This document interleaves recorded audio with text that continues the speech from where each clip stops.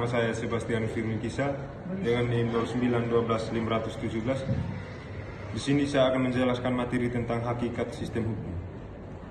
Yang pertama, pengertian sistem hukum. Sistem hukum adalah keseluruhan unsur hukum yang saling berkaitan dan bekerja secara terpadu untuk mengatur kehidupan masyarakat, menjaga ketertiban, serta mewujudkan keadilan. Sistem hukum tidak berdiri sendiri, tetapi merupakan satu kesatuan yang terdiri dari aturan, lembaga, dan budaya hukum yang saling mempengaruhi. Yang kedua, unsur-unsur sistem hukum. Menurut Lawrence M. Friedman, sistem hukum terdiri dari tiga unsur utama. Yang pertama, struktur hukum. Lembaga-lembaga yang menjalankan hukum, contohnya pengadilan, kepolisian, kejaksaan, lembaga pemasyarakatan. Yang kedua, substansi hukum. Isi atau norma hukum yang berlaku, contohnya undang-undang, peraturan pemerintah, putusan hakim. Yang ketiga, budaya hukum. Sikap, nilai, dan kesadaran masyarakat terhadap hukum, contohnya kepatuhan hukum, kepercayaan masyarakat pada hukum. Yang berikutnya, tujuan sistem hukum.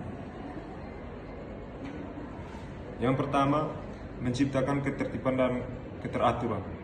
Yang kedua, memberikan kepastian hukum. Yang ketiga, mewujudkan keadilan. Yang keempat, melindungi hak dan kewajiban masyarakat. Yang kelima, menyelesaikan konflik sosial secara adil. Yang keenam, yang berikutnya, ciri-ciri sistem hukum. Ciri-ciri sistem hukum itu bersifat mengikat, berlaku umum, memiliki sanksi, disusun secara sistematis, dilaksanakan oleh lembaga resmi. Berikutnya, klasifikasi sistem hukum. Sistem hukum di dunia dapat diklasifikasikan berdasarkan sumber hukum, sejarah, dan cara penerapannya. Yang pertama, sistem hukum civil law. Ciri-cirinya, sumber hukum utama, undang-undang tertulis. Hakim hanya menerapkan hukum. Kodifikasi hukum sangat kuat. Negara penganut, Indonesia, Belanda, Prancis, Jerman. Yang berikut, sistem hukum common law. Ciri-ciri, sumber hukum utama, putusan hakim atau jurisprudensi. Hakim berperan aktif membantu hukum, tidak terlalu menekankan kodifikasi. Negara penganut, Inggris, Amerika Serikat, Australia. Yang berikut, sistem hukum adat. Ciri-ciri, tidak tertulis, berdasarkan kebiasaan masyarakat, bersifat fleksibel dan lokal. Contoh hukum adat di Indonesia, adat Minangkabau, Bali, Papua.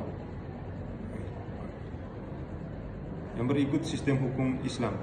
Ciri-cirinya bersumber dari Al-Quran dan hadis, mengatur aspek ibadah dan muamalah, berlaku bagi pemeluk Islam. Negara penganut, Arab Saudi, Iran sebagai negara Islam. Yang berikut, sistem hukum campuran. Ciri-cirinya gabungan dari dua atau lebih sistem hukum, menyesuaikan kondisi sosial dan budaya. Contoh Indonesia. Sekian paparan materi dari saya. Terima kasih atas perhatian. Perkenalkan, nama lengkap saya Yusuf Ismitak, NIM 09125007.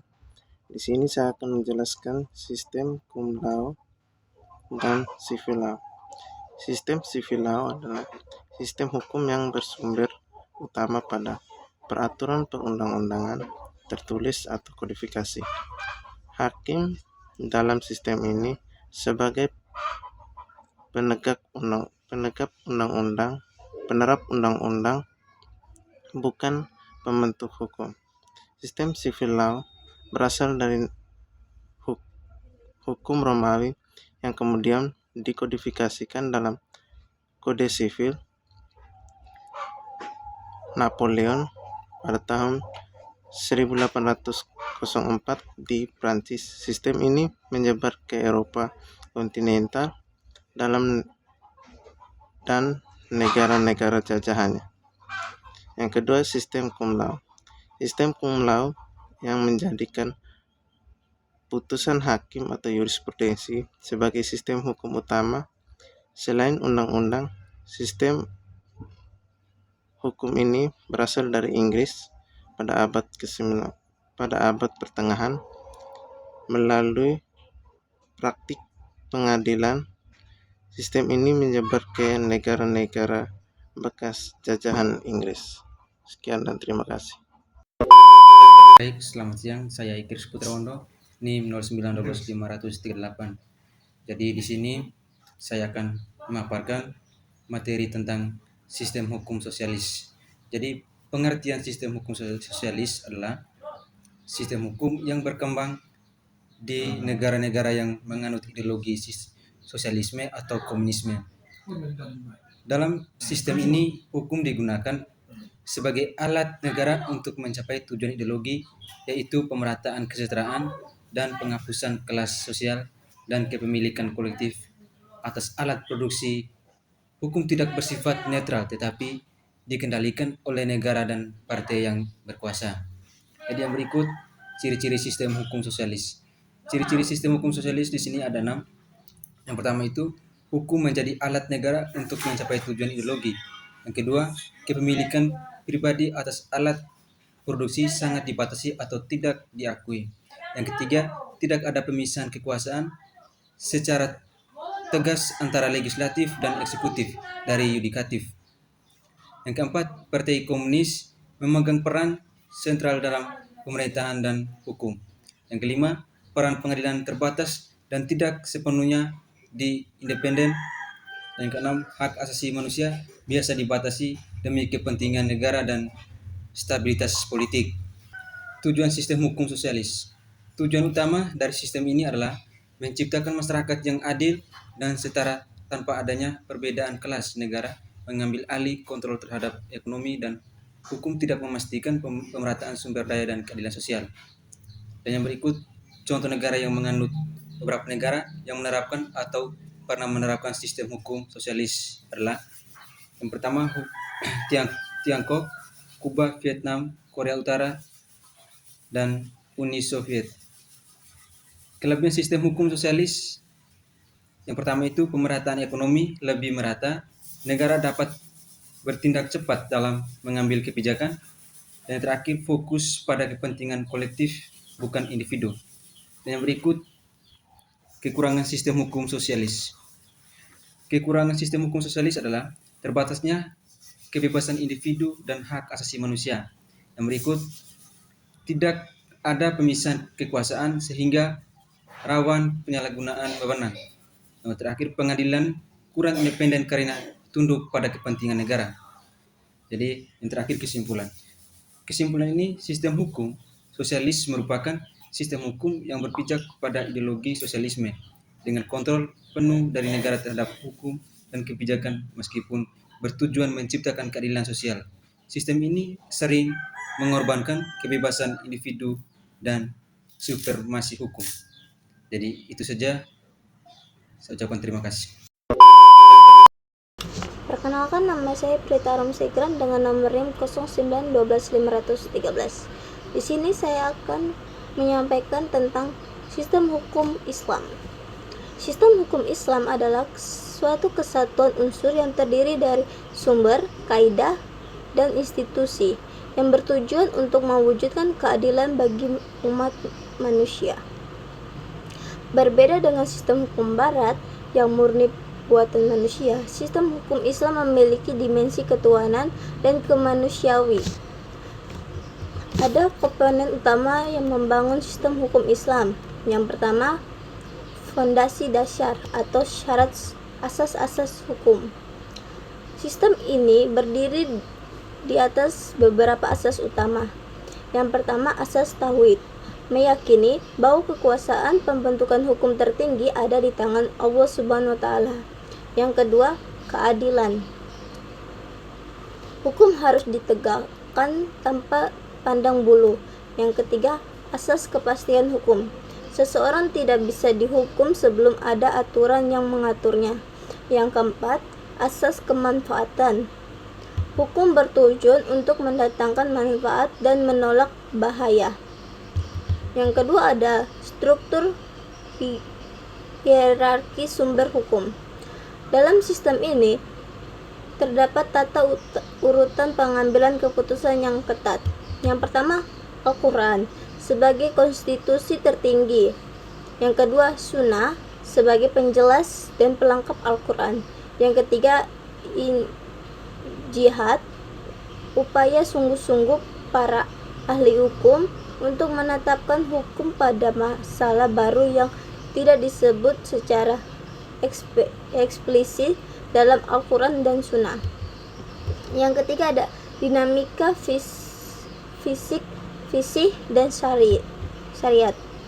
Pentingnya untuk membedakan dua istilah yang sering dianggap sama dalam sistem ini.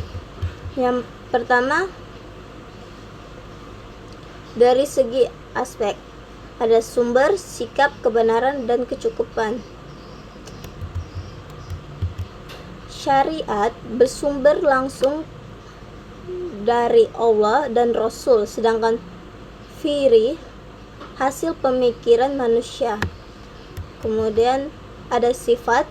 Syariat bersifat tetap, tidak berubah, dan universal, sedangkan fiqh berubah sesuai zaman, tempat, dan kondisi. Berikutnya kebenaran. Syariat mutlak atau kebenaran ilahi, sedangkan fiqh relatif. Kemudian ada cakupan. Syariat luas, yaitu akidah, ibadah, dan akhlak, sedangkan fiqh lebih fokus pada hukum perbuatan manusia. Yang keempat ada pembentukan hukum. Sistem hukum Islam memiliki metodologi formal yang disebut usul fiqh. Ini adalah mesin pengolah dalil menjadi hukum. Beberapa instrumennya meliputi ijtihad, meninggalkan qiyas yang nyata demi qiyas yang samar karena adanya kemaslahatan. Yang kedua, istihab, menetapkan hukum yang sudah ada sebelumnya selama belum ada dalil yang mengubahnya. Yang kedua, mempertimbangkan adat istiadat setempat selama tidak bertentangan dengan prinsip Islam. Yang kelima ada institusi dan pelaksananya. Dalam sejarah dan praktiknya, sistem ini dijalankan melalui yang pertama, mufti, pemberi fatwa atau nasihat hukum. Yang kedua, qadhi, hakim yang memutuskan, pakar di pengadilan atau mahkamah.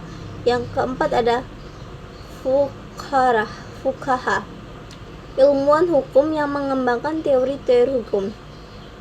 Sistem hukum Islam dikenal sangat fleksibel, namun memiliki prinsip yang kokoh. Di Indonesia sendiri, sistem ini diserap ke dalam hukum nasional melalui komplikasi hukum Islam yang mengatur masalah perkawinan, warisan, dan wakaf. Terima kasih. Selamat sore, perkenalkan nama saya Yohanes Vincent Jusdakunya dengan NIM 0912500049. Jadi di sini saya akan menjelaskan materi mengenai sistem hukum demokrasi Pancasila. Jadi sistem hukum demokrasi Pancasila merupakan kerangka hukum dan politik Indonesia yang mengintegrasikan prinsip demokrasi dengan nilai-nilai Pancasila sebagai dasar negara. Demokrasi Pancasila menekankan kedaulatan rakyat yang dilaksanakan secara musyawarah mufakat tanpa oposisi destruktif, berbeda dari demokrasi liberal barat yang lebih individualistis. Sistem ini menempatkan rakyat sebagai pemegang kekuasaan tertinggi namun dibatasi oleh 5 sila Pancasila. Yang pertama, ketuhanan yang Maha Esa, yang kedua, kemanusiaan yang adil dan beradab, ketiga, persatuan Indonesia, keempat, kerakyatan yang dipimpin oleh hikmat kebijaksanaan dalam permusyawaratan perwakilan, yang kelima, keadilan sosial bagi seluruh rakyat Indonesia. Pancasila berfungsi sebagai sumber hukum tertinggi, menjiwai seluruh hierarki peraturan perundang-undangan, termaksud UUD tahun 1945. Landasan hukum dan prinsip utama landasan konstitusional termaksud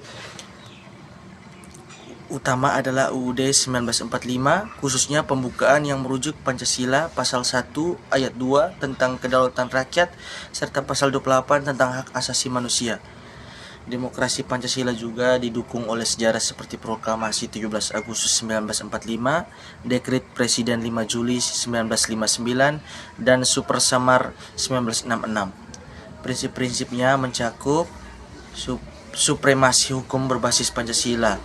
Pertama itu, hukum harus mencerminkan keadilan sosial, toleransi, dan persatuan, bukan sekedar kekuasaan, musyawarah dan mufakat.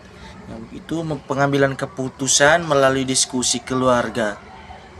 Yang ketiga, partisipasi masyarakat dan perlindungan HAM. Yang berikut, negara hukum Pancasila itu berbeda dari Reichsstaat atau Eropa atau rule of law dalam kurung Anglo-Saxon, menekankan asas ketuhanan, perikemanusiaan, kebangsaan, kerakyatan, dan keadilan sosial. Sistem ini juga mengakomodasi pluralisme hukum Indonesia seperti hukum adat, Islam, dan civil law dengan Pancasila sebagai filter utama untuk harmonisasi.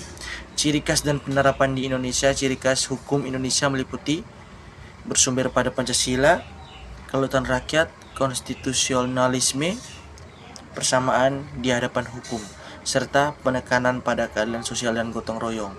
Penerapannya terlihat dalam lembaga seperti MPR, DPR, dan Mahkamah Konstitusi yang menjaga keseimbangan kekuasaan, serta pemilu yang demokratis namun berkeadaban. Tantangan saat ini termaksud menjaga Pancasila dari penyimpangan politik agar tetap relevan